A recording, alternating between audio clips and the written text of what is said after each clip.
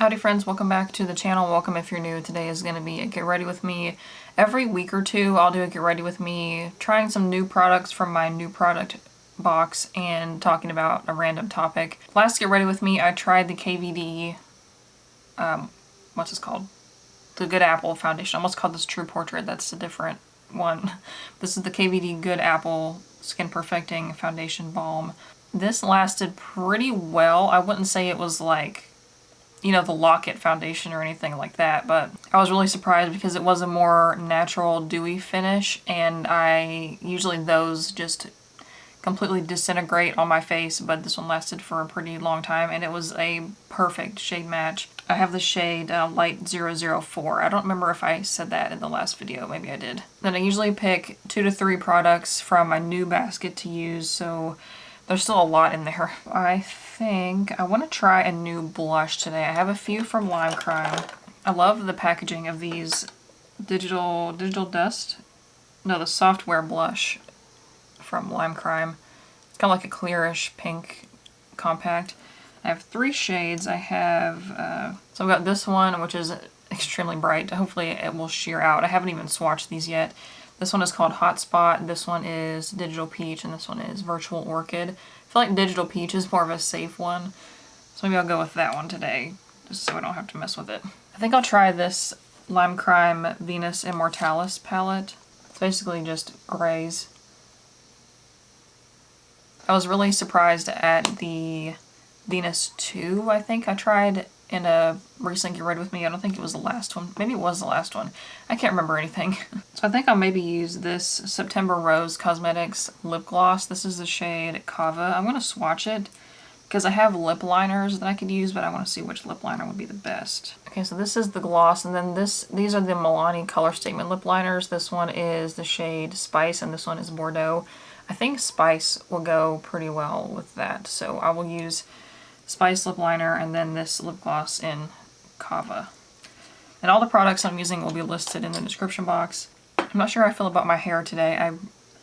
I usually do like 2 French braids and then let that kind of sit for a while and then take it out and it's like wavy, but it's really hot in here and our air conditioner's still broken, so I did like 1 French braid and then put it like the end of the braid in a little bun. I don't know if you can even see that. That's a problem with living in like a subdivision or like a populated area. There's a high chance that there's always going to be at least someone around doing their yard work. And I had to close the window anyways because the cicadas are so bad. Because our house is pretty much surrounded by trees. Like if you're out in town, you can't hear it because they live in the trees obviously, but here it's pretty bad. Like if I step outside, it's almost deafening. So it's just a few update kind of things, even though there's not really much to update that I'll get into, like the topic for this video. My fiance still doesn't know when he's coming home. That's nothing new. But like we're kind of preparing just in case he has to extend another year where he's at. Because I don't think I'd be able to go. Because I still can't travel there even though I am vaccinated. I mean, like I physically can travel there, but I still have to quarantine at my own expense, because like if I was moving there, like if we were living together, I was going there in order to live there, then I believe the army would pay for the quarantine, but since I'd be going on my own as like a tourist, I'd have to quarantine at my own expense, and that could be thousands of dollars. Yeah, our air conditioner is still broken after, I think it's been 3 weeks now, if not more. And they came out over a week ago, like a week and a half ago, to check it out, see what was wrong. And they told us they had to order a new part. Well, they didn't order the part until yesterday.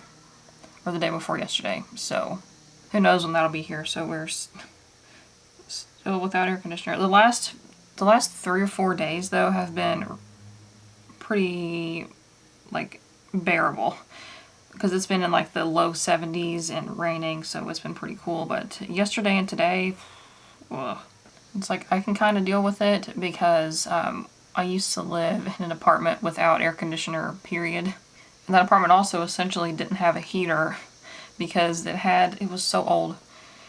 I've talked about this like a long time ago on the channel, but this apartment that I lived in was in Maryland.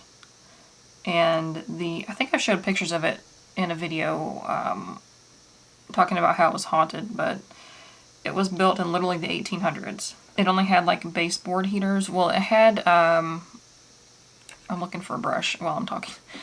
It had radiator that wasn't working.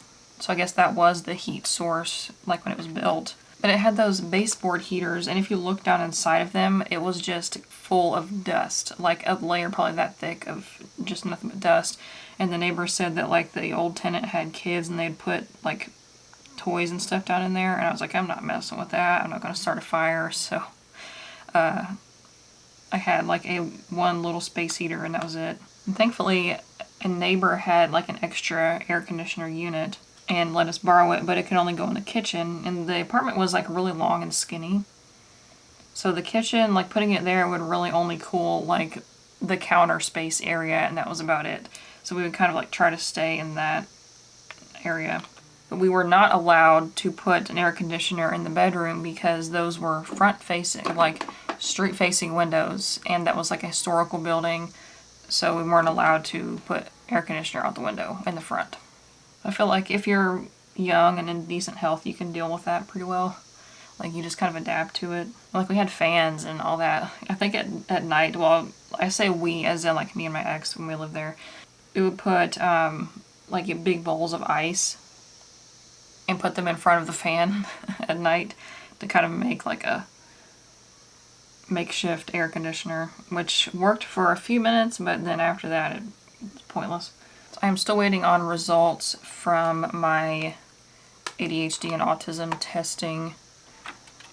She said it could take up to, again, I can't find the brush I'm looking for, but she said it could take it up to like a month to get the report written and everything. So it's been about 3 weeks, I think now, so it should be any time, but I don't know. I don't know if like how I'm going to find out this information, like if the doctor's office is going to call me, because she said that like the counseling center writes up a report and sends it to my doctor, but I don't know if they're also sending me a copy or if they're going to send it to the doctor and then the doctor calls me to discuss. I don't know. That kind of leads into, I guess, my topic for the rest of the video. I want to swatch this blush first before I put, oh, this is like a cream. Okay, I'm glad I did not try to treat this like a powder because I had no idea that was a cream, so I'm going to use a different kind of brush than I was going to, which would have been a disaster.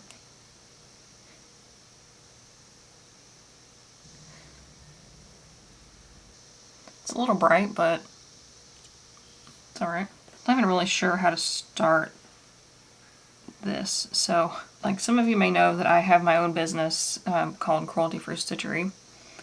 And that is my only source of income right now. And I've been thinking about like different things to do, and I wasn't sure for a while there if like we were going to move soon, but obviously that's not, it's going to be at least the end of this year if we move or anything. So I was like, should I try to maybe find a different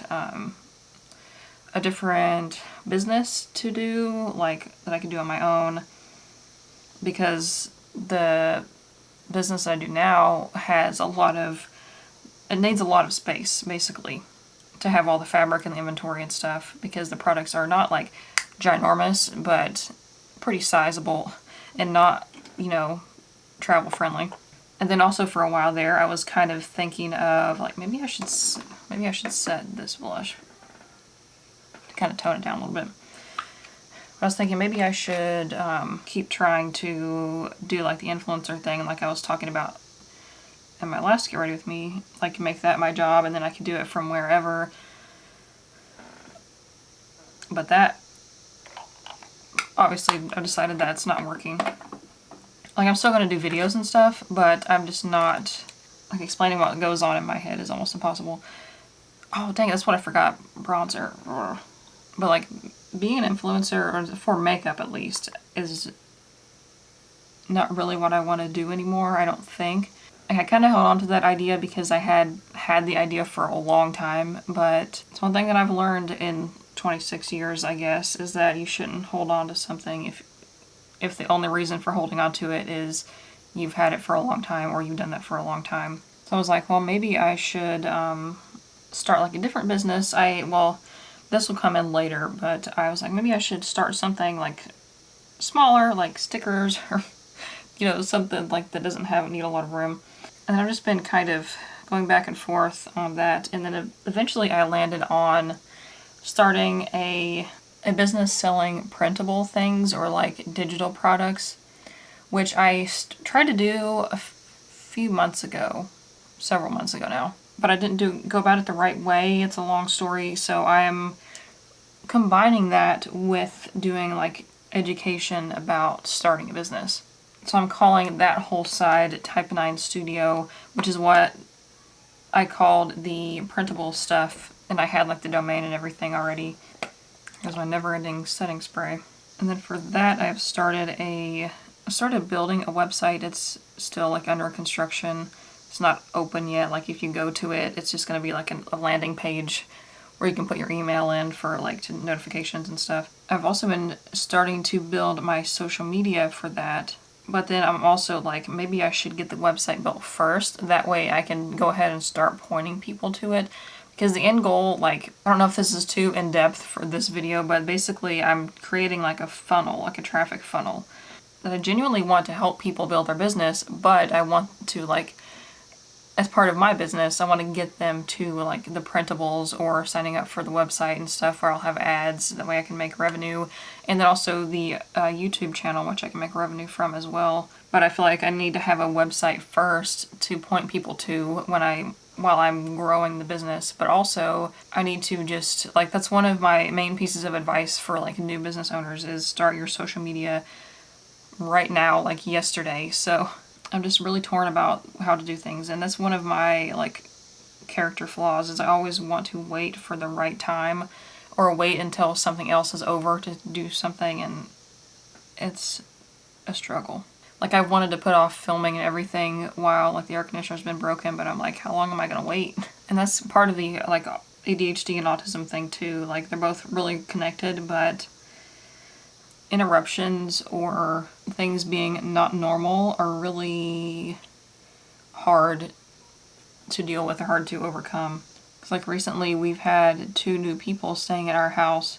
Some of my stepdad's family members are staying here for, I won't get into why, but just because that's personal to them, but it's been a struggle having like new people around. And even if it's like a family member that I knew for a long time, because like it's my stepdad's family, I didn't know them well before, but even if it was like someone from my mom or dad's family, like it would still be hard. But the main issue that I'm having right now, especially with like all the social media, well actually this problem is the social media stuff, but I have a billion and a half social media accounts that I'm trying to work on building at the same time. Like I've taken a break or like been more relaxed with posting on my Askland Instagram, and then YouTube also. I used to do 3 videos a week, and then now I've stepped back to 2. And I have like a filming schedule. Like I try to film every Saturday and then post the videos like Tuesday and Friday of the following week. That's helped a lot. Like even some days I still can't meet the time because I try to upload at 10 a.m. Sometimes it doesn't work. Like on Instagram, I have my Askland account, which is, I've posted like makeup and stuff on there before. And then now I'm kind of focusing that on Project Pans, but also this like my personal account. Like I should just post whatever I want on there, but I don't know. Like for me, social media is like a tool to like promote something or grow a business. I'm like, I don't find any point in posting on like Instagram. Although I do have like a special interest Instagram that I post Squishmallows on, and that actually grew very, very fast. I don't think I would post like personal, like, you know, I don't want to use Instagram like Facebook, if that makes sense. I don't know. That's just how I see it. Everybody uses it differently, but so I have on Instagram, I have my Askland account, and then I have my Cruelty-Free Stitchery for my business, which has been growing pretty well because of Reels, thankfully. And then I have my Type 9 Studio one, which I'm it's really hard to find content to post on Instagram for that. Like I'm just making a lot of infographic or like making a photo like just of a generic background and like some words, and then I'll write about a topic in the description, which is and then I have a Squishmallows Instagram, which is not like super high stress at all really. I just post like when I get a new one or something, and like maybe if I grow it big enough I could get PR or something. But like that one though, I feel kind of like it's a community, because I have found like a few people that I've interacted with that are like have similar interests, or you know, obviously the similar interests as Squishmallows, but then like, you know, I don't know, it's complicated. Then on Twitter I have my personal Askland account, and then I just made one for my business, Cruelty-Free Stitchery, and then it's like I've seen a lot of small businesses get pretty good success from Twitter, but it's harder to get discovered on Twitter, I feel like, unless you get retweeted by someone with a lot of followers. And then I have a Twitter for Type 9 Studio, which I'm also trying to grow. Just Twitter is kind of complicated because a lot of people don't focus on it, but I feel like there's some potential in there. But then I'm like, okay, I have all these accounts, but where do I post? Like, could I just post something random? Because like if you have a business, people want to see you and like what you're interested in, you know. But then it's like, where do I draw the line? Do I post, like if I have a random weird thought that you would normally post to Twitter, do I post it on my personal one? Do I post it to all of them? And I also have TikTok accounts for all three of those as well. I have a personal one that I did some makeup on, but I haven't done much else with. And then I have my business one, Cruelty-Free Stitchery, which I have a ton of followers from my few viral videos that were about ADHD. So my engagement on TikTok is low for that account because I have a few like outlier videos that do really well. I know I could leverage that somehow by like incorporating my products into like ADHD videos. Then I just started the Type 9 Studio TikTok, and I have like a very small few followers on there so far. I just kind of get overwhelmed, and like I'm trying to grow all these accounts at the same time, and like I want to get... The point of Type 9 Studio is to supplement my income for now, but then maybe eventually be my full-time income later on. Like especially if we move, I can do that content from anywhere. And for some of it, I wouldn't even have to be on camera. Like if I just do blog posts and then like promote those on Pinterest. Also, that's something else. I pay for a scheduling service for Pinterest for my Abby Huang blog. I know this sounds like completely ridiculous. Like just the whole thing, not that specifically. Like one of the best ways to get traffic to a blog is through Pinterest. And then I started one for Cruelty-Free Stitchery to promote my like Etsy listings. And I guess I didn't focus on that for very long. Like I didn't really get many views from it. And the problem with promoting your listings on Etsy on Pinterest is that the pins are there forever. Like especially if somebody repins it, like you can delete your original pin, but if somebody repins it, it's still there. And then people are going to your site for things that don't exist anymore. Like my shop, it used to be about crocheting, and there's a few pictures floating around on Pinterest of Afghans that I made that like the listings don't exist because I, you know, don't sell Afghans anymore. But if I have a blog, then I could, you know, do the pins and point them to the blog. And it's just my problem is keeping all that straight and being consistent with all of it, because like for now I need to keep up with Cruelty-Free Stitchery, but also I need to build the Type 9 Studio stuff. And then I like doing the Askland like makeup and all that, and the Squishmallows, and which Squishmallows is pretty low stress. Like I just post once a day, like just a static photo, and you know, I don't even have to post once a day really if I don't want to. But the problem with like having ADHD and autism, or even just one of those two, like the time blindness really kills me, because I have to set a timer if I'm going to go on to like Instagram or TikTok and to like research for videos, or like especially if I go on TikTok to try to find like a trending sound or a trending video idea to do, and I'll end up being there for like 2 hours trying to find something, but then I get distracted by the videos. Like I feel like that's why there seems like there's so many ADHD people on TikTok, because the app was pretty much designed for someone with a low attention span. So it's like a blessing and a curse. And I have made a schedule for myself, like every Monday, Wednesday, Friday. I try to mainly focus on the Cruelty-Free Stitchery, like getting orders out. Like those are the days that I will go to the post office and ship orders, and then I will like work on new listings or make an inventory or whatever on those days. And then on Tuesdays and Thursdays I work on the Type 9 Studio stuff, mostly anyways. And that's helping a little bit to keep me focused, but then I have to spend, you know, at least an hour or more each morning or like maybe afternoon doing social media, like engaging on Instagram and filming content and all that. I try to film a lot of content when I have my makeup done, like after I do a Get Ready With Me or something. And like I wanted to start a YouTube for Type 9 Studio. I have the account made, like it's, you know, you can look at the channel if you want, but there's no videos.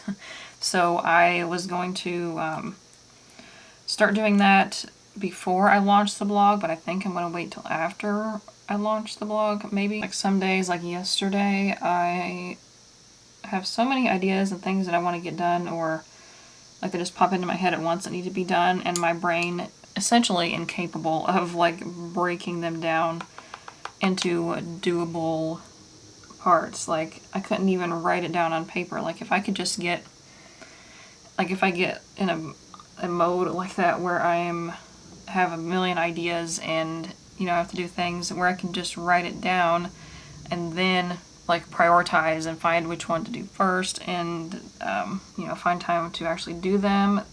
Like just getting it out of my head and onto paper is the hard part. Because like in my brain I know exactly what I need to do. Like how to go about the launch of Type 9 Studio and all that, the blog and all the social media accounts and everything, how those will work together, but just getting there's like a huge roadblock in the way. Because I can go visit like other people who are in the same niche, like I can visit their websites and their social media and see how they're doing it now, but I can't go see how they started it, you know? I mean, not that you should try to copy people, but you know what I'm saying? Like, there's so much behind the scenes of stuff like that that you just don't think about. Or you're like me and do think about, but can't make it happen. But I also kind of think that there's no wrong way to do something like that. Like, there are better ways, sure, but for a long, long time there, it was eating me alive, not knowing when we were going to move or when my fiance was going to come home even to visit. And I'm like trying to come to grips with that. I'm doing a little bit better with it now. See, I think like people with ADHD and or autism have this thing, like this is not a technical term, but it's basically called waiting mode, where if like something is about to happen, or like you have an important date coming up or an important like appointment, or even just a not important event like having to go to the grocery store, you're just kind of get stuck in waiting mode and feel like you can't do anything until whatever this event is passes. So I'm basically like in perpetual waiting mode for like when I start my own business. So I'm the one who controls when the event occurs. But then I'm also the one who is like suffering through the waiting mode. If that makes any sense at all.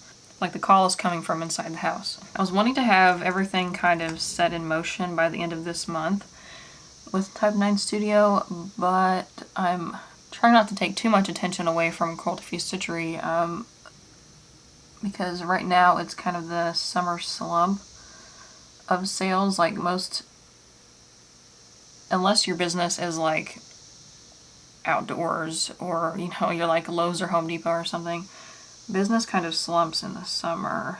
I'm feeling that pretty hard, but this time last year I was making a killing off of face masks, and that's not happening right now.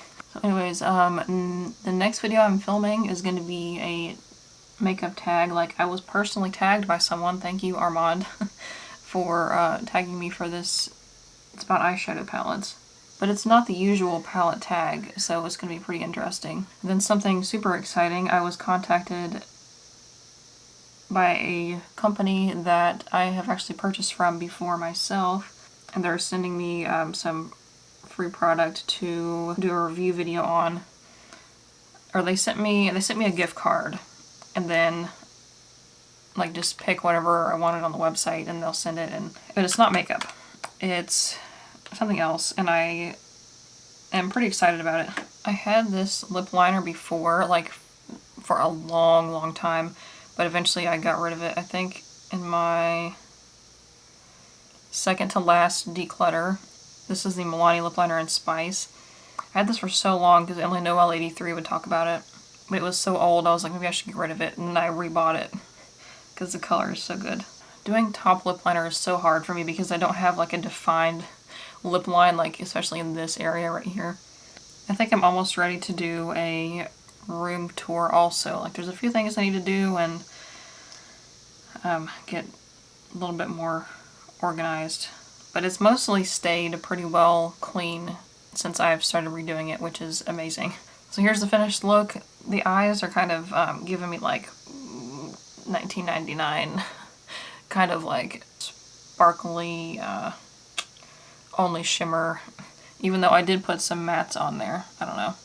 So again, this foundation, pretty dewy, but it's okay. Like it looks dewy, but it doesn't like transfer really bad like some more dewy foundations do. And this blush, was surprised because I had no idea that this was a cream. It looks pretty nice on. It blended out pretty well. It didn't remove my foundation, which was nice. And I put it on over top of powder, so that's even better that it didn't move stuff around. And this eyeshadow palette blended pretty well. I probably could do a better look with it, like maybe a smoky eye or something if I actually was paying attention and not trying to talk through it, you know. This lip liner, classic color, stuff like that, like 90s kind of darker reddish nude kind of color. And then this lip gloss, I don't hate it. I don't know if I'd wear it on its own without a lip liner though, because I used to like absolutely hate lip gloss, but now I'm kind of getting over that, especially if they are not like, I prefer a more sticky gloss than a not sticky one that like kind of just runs into your mouth, you know. But this one seems okay so far. It's not getting on my teeth or anything. And let me know if you have any suggestions for other topics for Get Ready With Me's. I have a few more to do. Some I need to do a little bit of research on just to make sure I'm 100% on some things. But if you watched this far and you're not subscribed yet, you might as well. I post a new video every Tuesday and Friday at 10 a.m. approximately Eastern Standard Time. And links to all these products as well as my social media and my business will be in the description box, and I will see you in the comments. Bye.